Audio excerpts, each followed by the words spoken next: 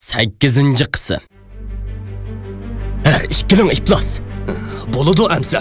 Kimning iflosligini qonun ayırсын.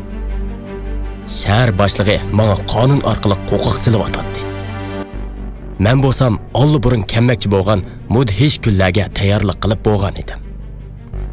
O'zining hayvisini ko'rsataman deb, o'zi lat bo'lgan boshliq qizining rasvoligiga xijil bo'lishdi yo'q, faxrlanish kerak. Afsus, uning rasvoligidan men jinimda uning bilan tonish bo'lganligimdan nomus qilatdim.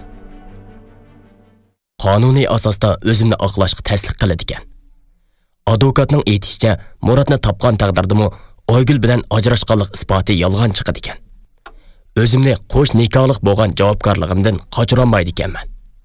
Shunlashqa Muratni izlashni qo'yib turib, ajrashganlik isbotining ishi bilan dadam yurtga berib keldi. Afsus, isbot qo'limizda bo'lsa-mu, xalq ishlar o'rnidan ko'tiga chiqmadi. Ularning aytishicha, Oygul bilan ikkimiz hozirmi qonunliq er-xotin ekanmiz. Oldimda ikki yo'l turadi. Biri Oygul bilan yarashib olish. Fursat kelganda uni qo'yib o'tib, ozodlikka chiqish. Yana biri sudning hukmini kutish. Balkim turma azobini tortish bo'lsa kerak. Shundoq azobli kunlarda bir xo'sh xabar keldi. Shamsiyada haqiqatan hiliq kasal yo'q bo'lib chiqdi. Bechora Shamsiya mening o'shimga kelmaganimni ko'rib, o'zining shuncha azobini yengib, menga qaragan ekan. To'y kuni uning bu mahbiti boshqalarga oshkorlanib, uning azobi texmi oshgan bo'lsa-mu, o'ziga bo'lgan ishonchi o'zining pok ekanligini isbotlagan edi. U o'shiga kelgandan keyin cho'nglarning hamrohligida maxsus belgilangan o'ringa berib, o'zining kesilini tekshirtgan. Tekshirish natijasi uning pokligini isbotlagan edi. Uning bu ishlarni anglaganimda uning bo'lgan muhabbatim texim oshdi. Uning uchun pokligimni saqlab, turmada yetishga rozi bo'ldim. Oygul pat-pat telefon urib, psixikamga hujum qiladi. Uning deyishicha, men bilan to'y qila olasizlar, barliq ayıplash materiallarini qaytarib oladi ekan. Hattoki to'yning ertasi nikohdan ajrashsam rozi ekan. Ammo buningga ko'nmasam, bordigan joyim turma bo'lamish. Advokatim o'zining sudda yengishning bakmi tasligini aytib turib oldi. Uning aytishicha, men Oygullarning talabiga ko'nmasam, 1 yil atrofida turmaga qamalg'udakman. Balkim 1 yildan uzun bo'lishi mumkinmish. Mening ularning talabiga ko'nmasligim qarshi tarafni jila qildimi, aytavur saqchilar meni avor qilishga boshladi. Kesilim saqaygandan keyin men tutib turilishim kerak ekan. Shamsiyaning dadasining yuzimi cho'nkan. Ular qancha qismi sud ichilg'uchi bo'lgan orliqda meni kepillik kelib oldi. Qarashimcha, Oygulning uyidagilar bilan bu boshliqning ziddiyati bek keskin bo'lsa kerak. U meni bazlab. Xotirjam bo'l o'g'lim. Men hayotli bo'ldikanman, seni boshqalarga bo'za qildirmayman.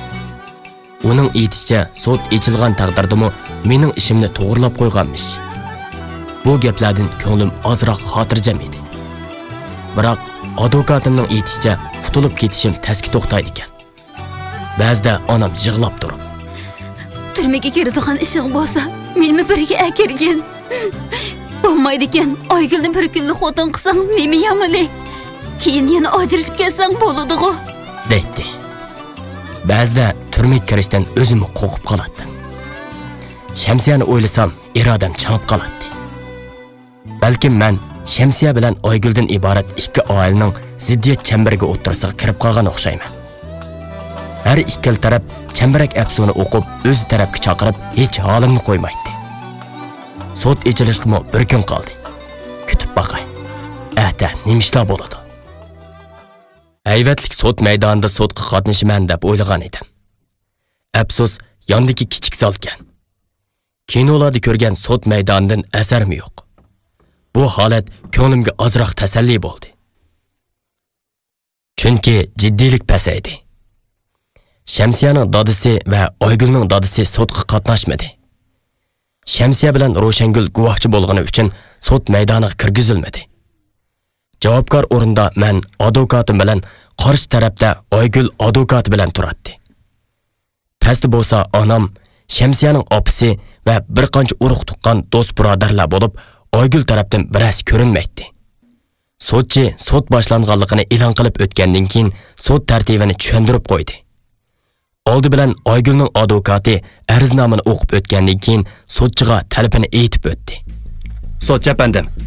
Bugungi sud ikki odam o'rtasidagi oddiy haq talab delosi bo'lmasdan, balki jinoiy jazo o'lchinishga loyiq qo'sh nikohlik bo'lish, yolg'on isbot yasash delosi. Men suddan hozircha sudni to'xtatib, hozirgidek kengashma sud etishni, jinoiy ishlar sudi etishga o'zgarishni talab qilaman. Bo'lmaydi ekan, men hali qurultiy usunaman. Sudchi shundoq debla arznamasini sudchiga yetkazdi. Hozirgi talabni men munosabatli rahbarlardan yo'l yo'riq ilib javob beray. Bosh sudchi shundoq deb sudni qisqa muddatlik to'xtatib chiqib ketdi. Advokatimning aytishicha, qarshi tarafning talabi yo'lliq ekan. Shamsiyaning dadisi yo'l mengib, sudni mushundoq echishga o'rlashtirgan bo'lib, qarshi taraf norozilik bildirmagan bo'lsa, bizga foydali bo'ladi degan. Afsus, qarshi taraf mening jazolanishimda ching turishi kerak. Xeyli vaqt o'tgandan keyin sudchi qaytib kirib, norozilik arzining kuchga ega ekanligini. Shunlashqa sudning to'xtab, keyin boshqadan sud echiladiganligini uqtirdi. Uning aytishicha, taftish mahkamasi ayblagan asosda sud echilgudek. Bu gapni anglagan onam sudni beshiga kaydi. O'zin oliy janob ko'rsatsa ovozligini bilmagan bolam. Esiltonga o'rnivasi yalmovuzligini bilmagan bolam. Jinning oldam xalsiga tushgan bolam. Voy jinim bolam. Ichimda kulgim keldi. Onamning yig'isimi odamni kuldirdi ekan desa, Oygulga qaradim. Onamni berib chichidan olmasin dedim-o, qechib chiqib ketyotdi. Tuyuqsiz Shamsiyalar sud maydoniga kirib keldi va uni oldin to'sib. Aldirab qochaman dema Oygul. O'zing o'yinni boshlab qo'yding. Men o'yinga butun ishtiyoqim bilan kirishib ketdim. Meni o'yindan tortib chiqarman degichi bo'lma. O'yin ikkimizning birimizning halokati bilan oxirlashidi. Dadangga aytib qo'yishni unutma. Akangning sotida menmi bor? Shamsiyaning buncha yomonlashishini ko'rib boqmagan ekanman. U Oygulga qo'qoq silyotdi. Oygul Shamsiyaning gapini anglab tatirib ketdi. Ilg'o o'shlakan, o'lsam sizlarni maqsadinglarga yetkazmay o'laman. U Shamsiyani ittarginicha chiqib ketishga urindi.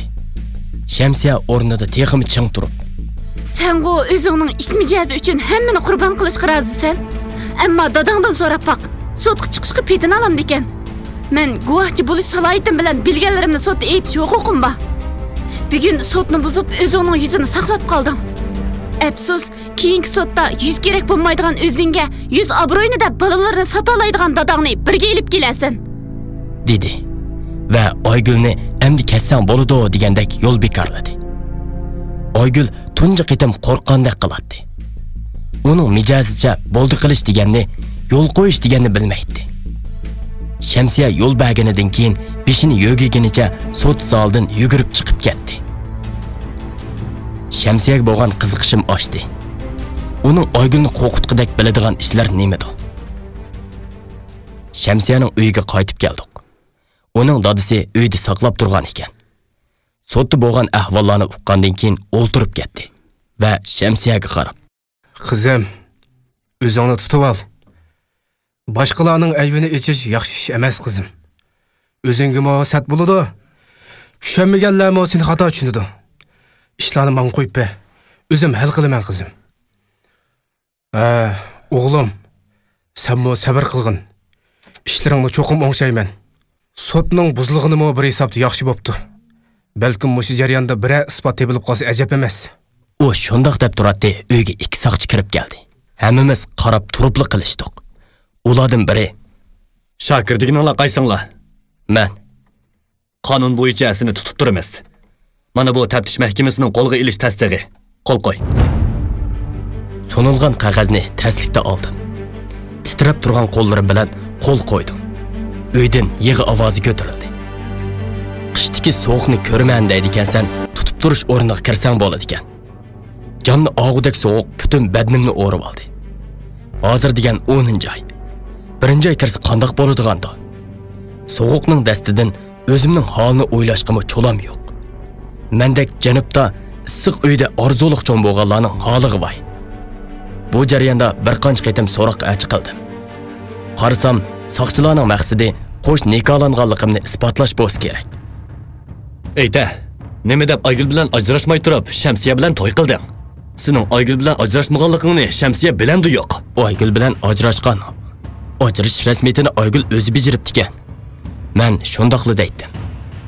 Saqchilarning aytishicha, Aygul ajrish rasmiyati bijirmabdi-dek. Mening ajrish talabini qo'yganim bu yolg'onmish. Ajrashmoqchi bo'lgan odam nima uchun birga berib rasmiyat bijirmagan degandek gaplar bilan arz qilibdi-dek. Buningga guvohchi bo'lib shahar boshlig'iga isbot yozib berganmish. Shunlashqa jinoyatimni aniqlatish uchun ixro qilishim kerak ekan. Chunki jinoyatimning dalil isbotlari to'liq. Ajrish xetini mening yolg'ondan yasaganligim, yolg'ondan doktorning tekshirish isbotini yasaganligim, yolg'on to'y xeti bilan qo'sh nikohlik bo'lmoqchi bo'lganligim ish qilib jinoyatim ko'pgan. Keyincha so'roqda gap qilmay o'ltirib oldim. Ularning savoliga advokatim javob bersin deb sukut qildim. Kunlar o'tmoqda. Saqchilar isbot elishni to'xtatmadi. Biroq so'roq javobsiz. Dugduyib sovuqdan saqlanayotgan bir kuni men yotgan kamerga bir akirildi. Uning talati shuncha qo'rqinchli. Ehtimol jahon kezdilardan bo'lsa kerak. Talatidan yaxshi odam emasligi chiqib turadi. U yotoq kirib, yotoqdagilarga obdan bir qarab chiqqandan keyin mening oldimga kelib, Shokir degan sen-ku deyman. Shundoq, bir ishing bormi? Ishim bor. Ishim bo'lmasa men bu yerda bo'lmaydim. Kecha-kecha bilib qolasan. U javobni kutmay o'z o'rniga cho'mkaldi. Ko'nglimni ozroq qo'rqinch bosdi. Kecha sovuqdan uxlayolmay uyon-buyon o'rilib yotdim. Biri kasamga qattiq birni tepdi. Cho'chib qopib ketibdiman. Qarasam, yiliqi yangi kirgan jinoyatchi ekan. Nima qilyapsan?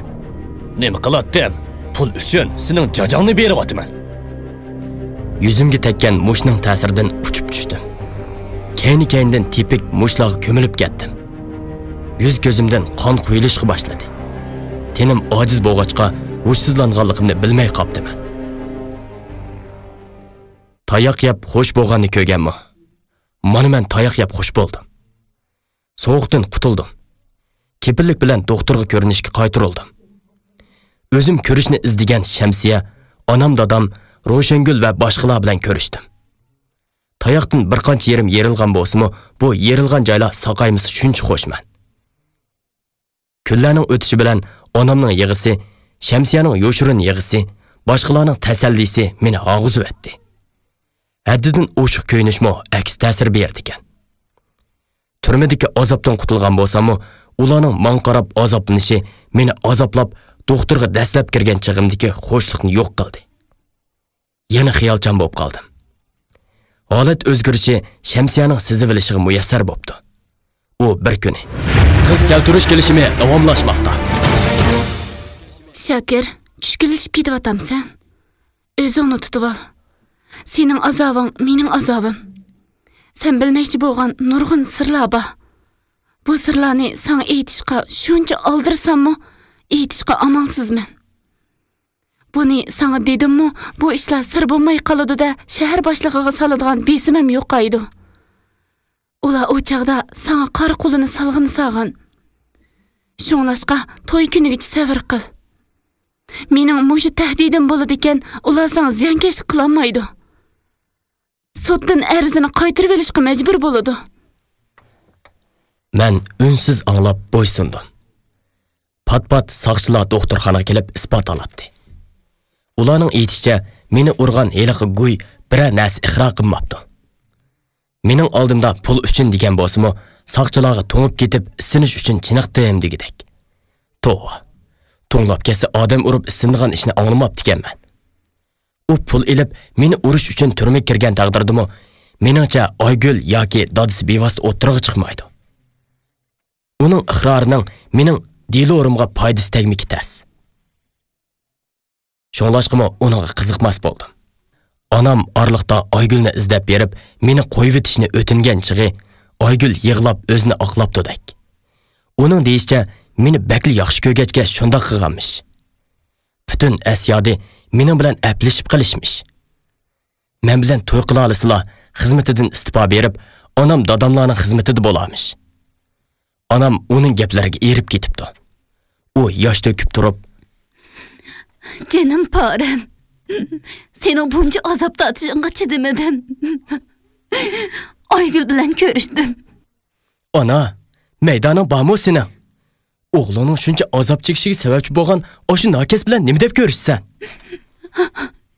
Ben çidemedim balam. Aygül'me bir muhabbet kurbanı. Yaxşı görüş adamın şahsiyet çıkıp koyudu. Onu mu keçirvesen diyeyim bola. Toyqıp bolup, yenişip asan boluduğu. Bir qıtım nikahlanğan dep yüzün töküldüğanğa. Sen ya bir kız bala bolmasan. Anam bana özünü etip yığılap ketdi. Nima mi deyaleyman? O bir anığı o. Öz yürek bağrının azabıga qandaq mı chidisin? Onu to'g'ri tushundim. Turmadan chiqib atisila Roshangul yo'qab ketdi. Uning nala ketganini Shamsiyam bilmaydi ekan. Shamsiyaning aytishicha, u meni qutqizishning yo'lini izlab ketib qolganmish. Yaram saqayib qilyotdi. Agar chanda yana yangi isbot topamsak, meni yana akirib ketimish. Kutish boshlandi. Özümning naga berib, nala to'xtaydiganimni bilmay kutishga majbur bo'lmoqda edim. Tuyuqsiz bir kuni Roshanguldan telefon kelib qoldi. Assalomu alaykum. Va alaykum assalom. Bomiya sanjin, odam to'l taqozo qilma. Yana bir tilliqni. Bo'ldi qila, nalaga yo'qolding? Yo'qolmadim. O'zlari uchun, visalga yetamaydigan sevgi uchun sarsalliqda go'har topdim. Roshangul sevgi to'g'riliq gaplarni qilganida yuragimning bir yerlari ichishdi. Afsus, ichishgan yurakni bir sigil bagili bo'ladi. Ikkinchi biri sig'maydi. Rahmat, natijasini degan. Bo'ldi hojam. Natijani dey. Turmaga tushmaydigan bo'lding. Gap qila. Odamni to'la siron topmay. Nima qilganingni ayta? Qandaq? Taqozo qilsa qandaq bo'ladi ekan. Men hozir chet elda. Murat bilan birga turib telefon qilyapman. İşlerini pütte desakmi bo'ladi. Hozirgi muhim masala yurtga bir berishga to'g'ri keladi. Roshangul jiddiy bir ishni qilishga buyuradigan o'xshaydi. Yana qo'shib. Bu bek muhim ish. Cho'qim tez bo'lmasak bo'lmaydi. Bo'ladi, men boray desam nazorat ostida turyapman. Dadam bas qandaq? Bo'lmaydi. Dadamni yurtkilarning hammasi to'naydi. Boshqalarning diqqatini tortib qo'yadi. Shamsiyani avatsang bo'larmikin? Uning yurti turgan vaqti qisqa, to'naydiganlarmi oz. Roshangul Shamsiyaning berishini talab qilgan ekan, bo'ysunmoq menga avazal. Bo'ladi, berib nima qiladi? Maxfiy bo'lsin. Berib Muratning onasi bilan ko'rishib, Murat saqlashga berib qo'ygan omonatni qaytarib kelsa bo'ladi. Murat onasiga telefonda aytib qo'ydi. Bak diqqat qilsin. Aygullardan ehtiyot qilgani yaxshi. Telefonda ko'p gap qilishning o'rni yo'q. Shamsiya yurtdan qaytib bo'lguncha menmi yaningga o'nib bo'laman. Xo'sh, Allohga omonat. Va, telefonni qo'yvatma. Nima ishligini so'ray desam, u telefonni qo'yvatdi. Ahvoldan qaraganda, u Aygullarning quyrug'idan tutib oladigan bir isbot topgandek qiladi. Ishlarning jiddiyligini ko'zda tutib, Shamsiyani bugun kechki aeroplan bilan yurtga yo'lga soldim. Biroq Shamsiyaning bexatarligidan ansirab, kecha-kecha tunab chiqdim. Atsi atdigan Shamsiyadan telefon keldi. Assalomu alaykum. Va alaykum assalom. Sog' salomat tursan, ha? Voy saq, xotirjam bo'l. Omonatni topshirib oldim. Tushdan keyingacha yetib boraman. Bo'ladi. Undaqda o'zingni ko'p asra. Seni Allohga topshirdim. Yig'layapsan Shokir. Bo'ldi, undaq qilma. Ishlar cho'qim o'ngishilib ketadi. Shamsiyaning yuragi yig'amni sezgan edi. Ko'zlarimdan oqqan yosh uning yuragiga tomchilabdi. Balkim u yig'layotgan bo'lsa kerak. Seni mu Allohga topshirdim. O'zingni asra. Hili ko'rishayli. Telefon qo'yib etildi. Ko'zlarimdan yosh to'xtaydigandek emas. Onam yig'layotganligimni ko'rib, Shamsiyadan ansirgan chig'i. O'g'lim, odamni ansiratmaydigina. Shamsiyaga bir ish bo'lmagandi. Yo'q ana, u sog' salomatga. Sizlarni buncha avvar qilganimdan ko'nglim buzilib, yig'lig'im keldi shu. Yoshlarimni surtish uchun qo'l uzatgan onamning bag'riga o'zimni otdim. Illiq bir makon yoshlarimni o'ziga singdirib ketmoqda. Men uchun iztirob chekayotgan onam, dadam, Shamsiya, Roshangul, Shamsiyaning ota-onasi ko'ngil ekranimdan bir-birlab o'tmoqda.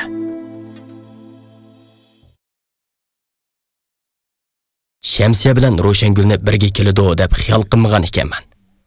Ikkisining eshikdan birga kirayotganligini ko'rib, ko'zlarimga ishonmay qoldim. Ko'zlarimni o'ylab baqdim. Rasla u ikkisi oldimda qarab turadi. Allah, odamni buncha xo'sh etishni na'dan o'rgangansizlar? Assalomu alaykum. Mehmon bilan-chi mundaq ko'rishdi. Va alaykum assalom. Taqazzoliqda unutgan salomni qaytardim. Nala tepishib qolgansizlar? Odamni zapmi xush qildinglar-ku. Doktorxonaning darvozasi oldida ikkimiz tangli taksidan tushibdik. Bir aerodromdan ikki taksi bilan kiribdik desa. Shuni desa, men xalqaro aeroport, Shamsiya davlat ichi bo'lmagan bo'lsa, aerodromda uchrashgan bo'ladi ekanmiz. Allohga shukr. Ikkalani ko'rib bax xursand bo'ldim. Hey, Ro'shangul, sen oldi bilan digina. Nima xo'sh xabaring bor? Oldi bilan yil yemishlaringdan ola, ozroq yeb olay. Yurtimning bu yemishlarini hech narsaga tanqinmayman. Ro'shangul odamni taqazzo qilishni na'dan o'rgangandi. Ko'ngan yomonmi, ko'yganmi degandek ish qilyotdi. Voy, yeb ulgursan jonim. Bu narsa bir yoq qechib ketamdi. Bir digina zodi nima ishlarni qilib keldi. Jinim deb Shamsiyaning dushmaniga aylantirib qo'yma meni. Shamsiyaning yuragi portlab ketmasin yana. Ro'shangul chiqishib, Shamsiyaning beqinini qichiqlab qo'ydi. Shamsiya kulib ketdi. Nimaga achchig'im keladi? Bu bir yig'lang'ib tursa, qo'lidan nima keladi? Bo'lmasa, ikkimizni birga amir kelib olgan bo'lmasmidi? Uning chaqchig'iga hayron qoldim. Balkim ko'nglimni xo'sh etishni izlayotgan bo'lsa kerak. Shamsiya, akaga narsani chiqa. Ro'shangul asli maqsadga yetdi. Shamsiya so'mkisidan telefonga tushadigan o'zakdan birini chiqarib, "Mana, mushuni berdi." U Ro'shangulga sundi. Ro'shangul o'zakni qo'liga elib, "Mana bu shu narsa bo'lsa, Muratning shahar boshlig'ining qistishi bilan sizlarga ziyonkashlik qilganligini isbotlag'ili bo'ladi." U shundoq deb o'zakni o'z telefoniga soldi. Telefondan ikki kishining so'zlashganlik ovozi anglandi. Qanday Muratjon, turmada yotqinmi yo'qdi? Bu tahdid so'zi qilayotgani shahar boshlig'ining ovozida qiladi. Meni qutqizvaslar, bir umr sizlarning ot eshaklar bo'lishga roziman. Ot eshak o'rnida ishlamasanmi bo'la? Biroq men degan ishlarni cho'qim qilmasangmi bo'lmaydi juma. Uttirib atgan pullaringlarni men to'lab etay. JX o'rindikilarga deb qilmishinglarni surishti qilmaslikka o'rlashtirib qo'ydim. O'rimchiga berib ish bitgandan keyin chat elga chiqib ketinglar. Pasportingni, chat elda hajlaydigan pullaringlarni taxlab qo'ydim. Xotirjam o'qib kiringlar. Mana bular shahar boshlig'i bilan Muratning qilishgan paranglarining bir qismi. Bu ovozlar bilan ularning iflosligini isbotlashning dalili o'tirg'i chiqqan bo'lsa-mu, Muratning chat eldan kirgili unimig'ini yomon bo'ldi. U shahar boshlig'idan bak qo'rqidi ekan. Uning aytishicha, u qimorga ko'nib qilib, umumning nurg'un pulini o'tirib yotgan cheg'i. Doktorxonada umumning puli nima qiladi deb hayron qolmanglar. Ularning doktorxonasi shu bir doktorxona echib, Murat mas'ul bo'lib ishga o'tirgan ekan. Shu jarayonda o'tiribdi. Shu yerda tushgan pulni cho'ng doktorxona moliyasiga topshiruvchi qisman pulni ayirib olib o'ynabdi. O'ynagan sira o'tiribdi, o'tirgan sira o'ynabdi. Dorilarni ambardan o'tirliq akelgashga bu ish bayqalganda nurg'un dori puli kam. Muratda to'ligidek iqtidor bo'lmag'achqa qonun o'rinlariga ma'lum qilinibdi. Boy anglığının ladek boshliq pulni to'lib etib, Muratni sizlarga ziyonkashlik qilish uchun avatgan ekan. Murat nimani o'yladi, bilmaydi ekan.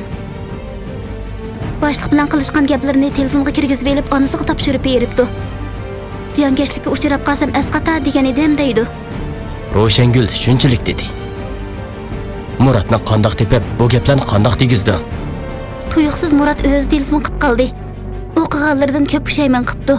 Sizlarning ishinglarni bilmoqchi ekan. Rosa tildim. U telefonni qo'yib etdi.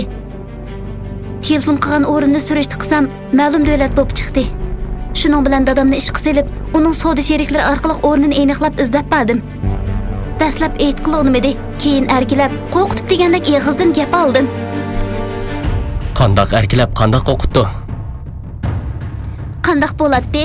Izlab borganimda dadamning tonishlaridan bir qanchani elib oldim. Ularning kattaligini, novchiligini Muratga ko'rsatib qo'ydim.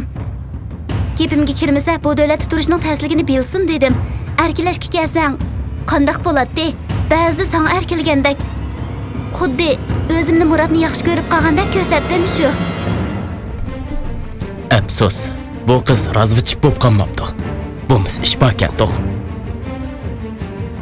Mono telefonga ilingan narsalar bilan shahar boshlig'ini yiqit qilib bo'ladimi? Buningda isbotlash tas. Murat isbotni yezib berdi. U isbotladimi tas. Ammo shahar boshlig'ining yiqilay deb qolgan porgudakligini sizlar bilmaysizlar. Dadam nurg'un isbotlarni ko'rsatdi. Dadamning aytishicha, yuqori darajalik intizom tekshirish o'rnidagilar bu boshliqning parixo'rlik, istilning buzilishi qatorliq ishlarini aniqlab bo'ptidak. Dadam qo'ldagi isbotlarni ularga topshirib beribdi.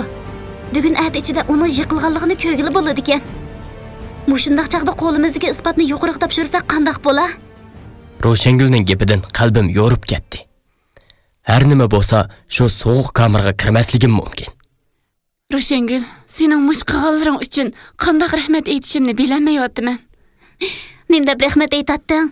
Shokirga meni kichik xotinlikqa aytmasangli bo'ldi. Buni mendan emas, Shokirdan so'ra. Juraydi bormikin? Shokirjon. Bo'ldi qila jin. Jillig'ingni shamsiyagim yo'qtirib bo'psan mana.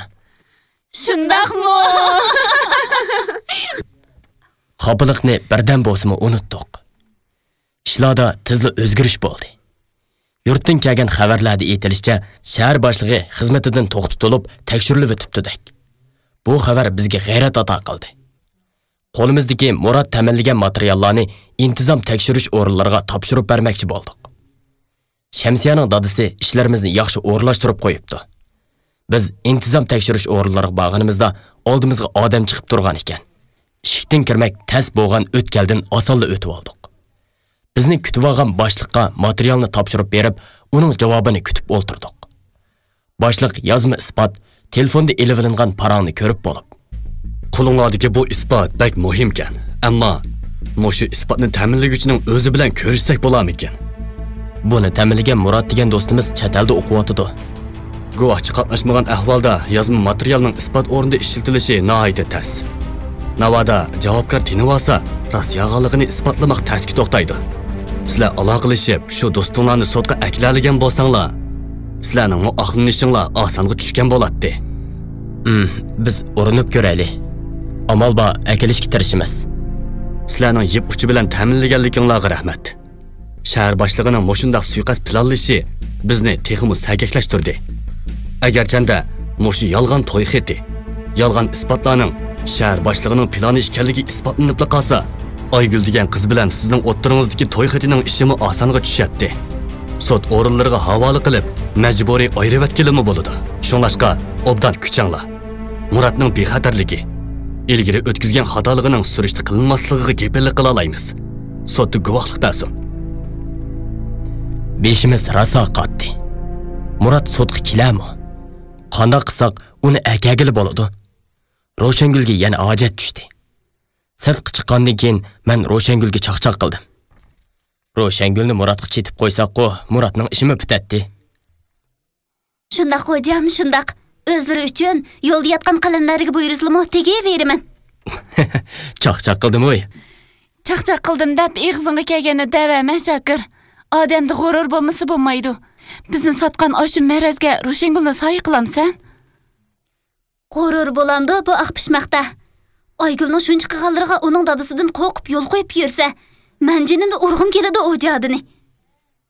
Ro'shangulning bu gapidan mendan Aygul to'g'riliq obdalla norozi ekanligi chiqdi. Kichikkina chaqchaq qilib qo'yganga qilib ketgani bu tav nozikni. Bo'ldi qilishib, keyin kishilarimizni maslahat qilaylik. Bo'ladi. O'zlari cho'ng bir erkak bo'lgandan keyin Muratni keltirish o'zlarining ishi bo'lsin. O'tgan qaytim yigit beshligini qilishga ulgurmay chet elga ketib qolgan o bechorani amdiki to'ylariga bo'lsimi yigit beshi qilib olala. Bo'ldi qilay. Chaqchaqim shuncha qilish ketamdi. Shuncha ishlarimga yordam qilib, mush ishimga kelganda o'zing tatib yursang qamlishamdi. Senmi bundan keyin bundaq chaqchaq qilma Shokir. Ro'shangul adash, senmi bo'ldi xafa bo'lmayya? Shamsiya, sen deb qolding. Shokirning mushi gapi uchun korim bo'lmasin degan edim. Bo'ladi, yordam qilsam qilay. Biroq Shokir, sana mening bir shartimni o'rlaysan degan gapimni yodingdan chiqarma. Cho'qim o'rliq qila solaman. U shundaq deb menga birni go'laydi. Uning bu qilig'i shuncha umoq ko'rinib ketdi. Nim shart edi? Qaysi chaqda sizni Aygul bilan bo'lgan to'ydan to'sab qolganda qilgan yordamda degan-ku, ko'rikdan o'tib olib unutib qopti-da. O'zingni qiynab aslab yurma Shokir. Yodingga kelmaydi. Chunki mening deganlarimni yodingda saqlag'udak sening oldingda obrazim bo'lmasi kerak. Nima deb o'zimni aqlaman. Menmi buncha untiqoq emasdim bo'lmasa. Nim sharting bo'lsa o'rinlayman Ro'shangul. Sening qilgan yordaming uchun jinimni so'rsang bera olayman. Canlari o'zlarida qolsin. Keyinchi kichik xotin bo'lib qolsam, murdiga hamroh bo'lamayman. Shunda qilsanglar menga zapmi xo'sh yoqatdi. Jahondagi ikki nayna xenim xotinim deb faxrlanib yuratdim emasmi? Mana naynoq degan. Voyjon. Voy. İkkisi tangla shundoq deb ikki beqinimni ko'tarib yerga tashladi. Qattiq tushgan kosamni selab qopdiman. İkkisi kulishginicha qo'llarini eg'iziga opirib, bir xil zanglik qilgan shakl chiqarib ketib boradi. Ro'shangul Muratni yumishtish uchun chet elga mangdi. Biz isbot topshirib bergandan keyin soqchilarmi meni izlab avora qilmadi. Mening ishimda yaxshilanish bo'g'inni ko'rgan onam, dadamlar yurtga ketdi. Men qaytay desam, qonunning cheklamasiga uchirdim. Shuning bilan Shamsiyalarning uyida turib turdim. Ba'zida Shamsiya bilan ikkimiz yolg'iz qoldigan fursatlar kep qoladi. Bugunmi ikkimiz yolg'iz qolgandik. Eshik qo'ng'irqi jirangladi. Kim kelgandi deb oldirab eshikni ochdim.